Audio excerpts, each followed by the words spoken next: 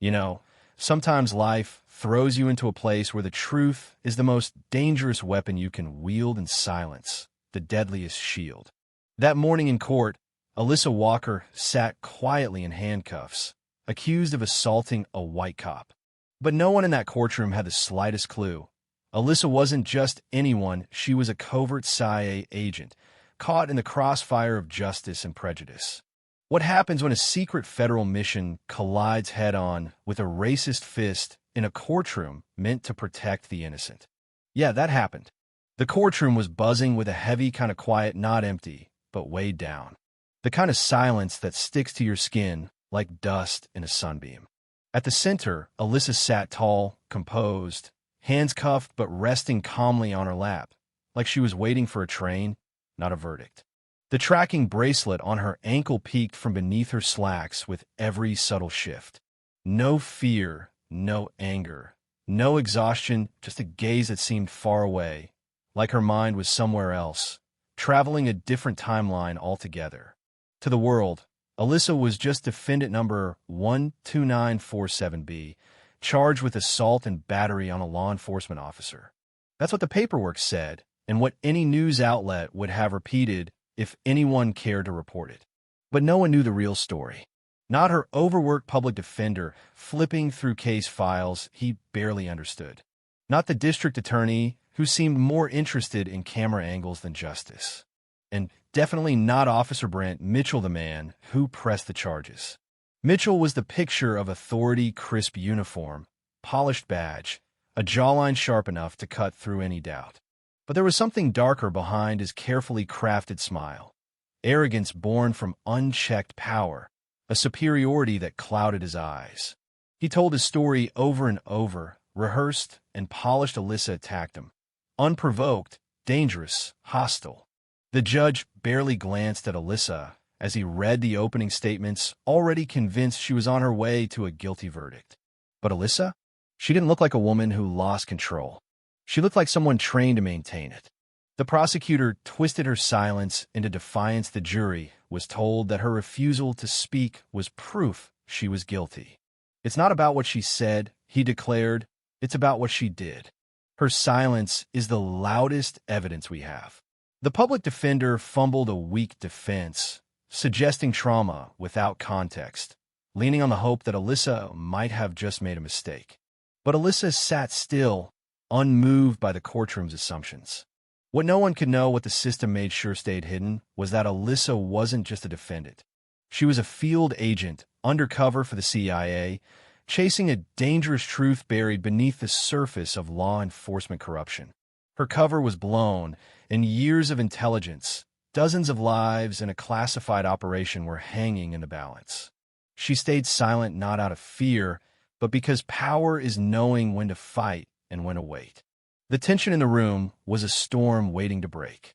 Beneath every word Brent Mitchell said, beneath every accusing glance, Alyssa's silence was the calm before a storm that no one saw coming.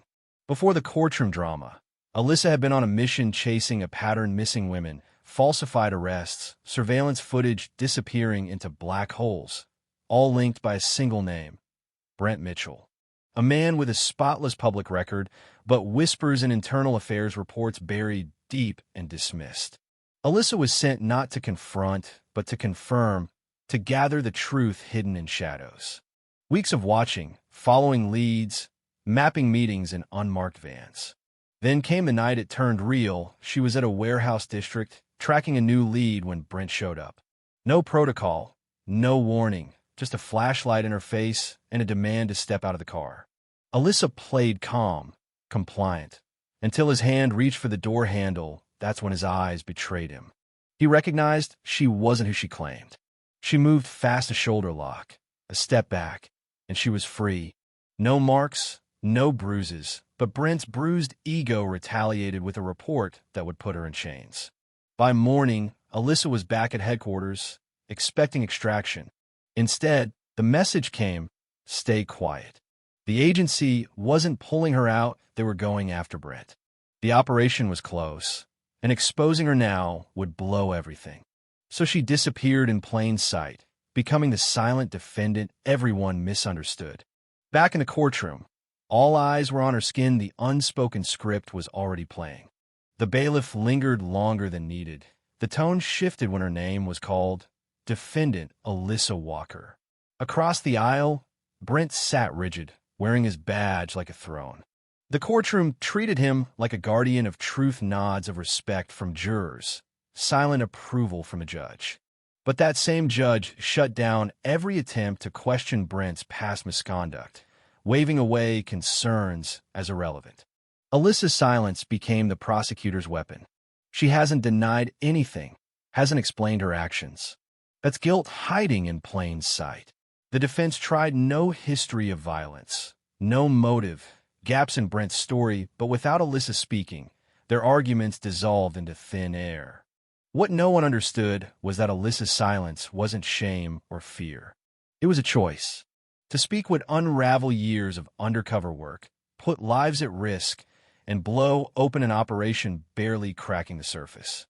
So she waited, measuring, calculating, watching the scales tilt, knowing they'd tip back if she held steady. Even Brent began to waver, stealing uneasy glances, his arrogance shaking beneath the surface.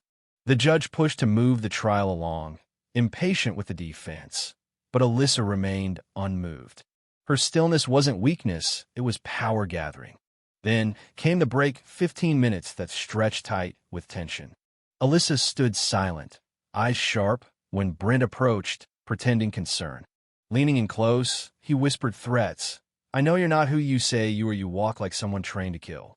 His certainty was chilling the belief the system was his to command, that Alyssa's silence was her coffin. But silence wasn't the end for Alyssa, it was just the beginning. When the courtroom reconvened, the air had shifted. Brent's confidence cracked, frustration seeping through. He took the stand again, no longer rehearsed his answers aimed squarely at Alyssa, like a performance just for her. The prosecutor barely prompted, but Brent spilled more than scripted, revealing cracks in his facade. Then the question came, did the defendant speak during the incident? Brent smirked, no, not even when I asked what she was doing outside the restricted zone. His eyes locked on Alyssa. She acted like she thought she was above the law. Alyssa said nothing. Brent stepped down, ignoring protocol, walking slow across the room, invading her space again, muttering, "You think you're untouchable? You think silence makes you powerful." Before she could respond, bam, a violent punch to her shoulder near the collarbone. The courtroom gasped. Phones fumbled to capture the moment. "Hey," someone shouted, but no one moved fast enough.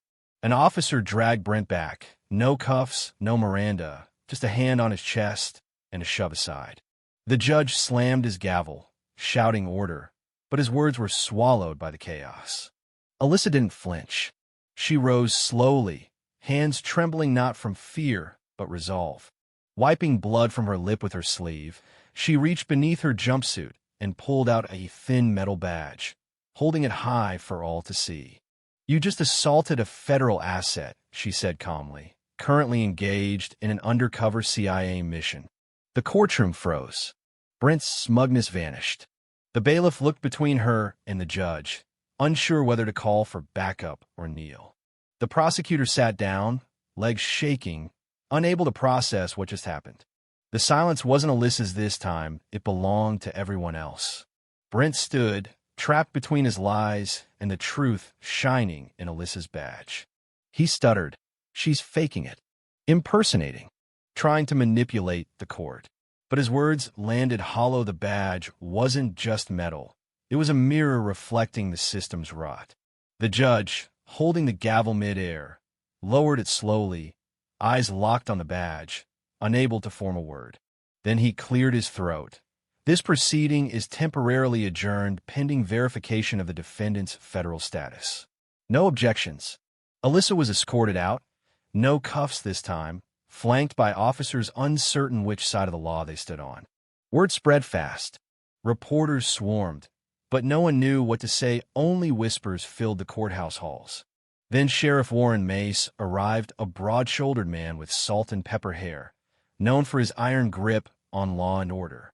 He bypassed Brent, heading straight to the judge's chambers, shutting the door tight.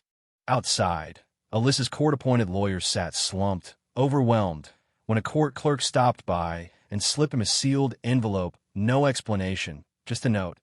Look into the sealed IA files. Start April 2019. Inside, 3 complaints against Brent surfaced, all by black civilians, all dismissed without hearing. Hospital bills, witnesses, internal reports buried or ignored. Suddenly, this wasn't just about one punch, it was about decades of silence, protection, and cover-ups. By mid-afternoon, the courtroom story leaked out, spreading through phones, social media, and news feeds. The video showed everything: Alyssa's calm restraint, Brent's aggression, the punch that broke the facade. Hashtags like side chains went viral. Civil rights leaders called it a federal disgrace. Outside, a crowd gathered, not angry mobs, but focused watchers holding signs, live streaming, making their presence known. Behind closed doors, the CIA presented proof to the judge. Alyssa Walker was an active federal operative on a classified mission. Her silence was ordered, her actions justified. Detaining her was a breach of law. The courtroom's power balance shifted overnight. Alyssa wasn't a criminal, she was an asset assaulted in open court. No press conferences, no apologies. The judge signed release papers. Alyssa walked free, cuffs gone, guard behind her, cameras capturing a posture that said, "I have nothing left to prove." Asked if she'd sue, she said calmly, "No, I want exposure of how a system protects men like Brent for years." Her words rippled through the press. Investigations launched, 6 years of Brent's conduct reviewed, prosecutors flagged, ethics committees stepping in. Brent was subpoenaed for disciplinary hearings, no longer a badge-wearing officer, but a man weighed down by his own lies. The hearing room was small, heavy with consequence. Witnesses spoke: a courtroom clerk recalling Brent's tone, a young officer admitting he froze, the video replayed frame by frame. Brent's defense crumbled, blaming paranoia, the media, policies, but never apologizing. Then Alyssa took the stand: no chains, no fear. She spoke softly about restraint, about silence in a system that doesn't deserve it, about the mission to expose corruption. But most of all, she spoke about the moment Brent hit her in front of everyone, and no one stopped him because they didn't think she was worth protecting. She said, "I stayed quiet, hoping the system would honor me back. I was wrong." The panel deliberated briefly. Brent Kessler was terminated, his license revoked, and referred for federal charges. He didn't storm out, he sat blinking, as if trying to remember how it all fell apart. When Alyssa left, the room rose. No cheers, no fanfare, just a quiet standing ovation for the dignity it takes to walk through fire and not burn. Outside, the sun set.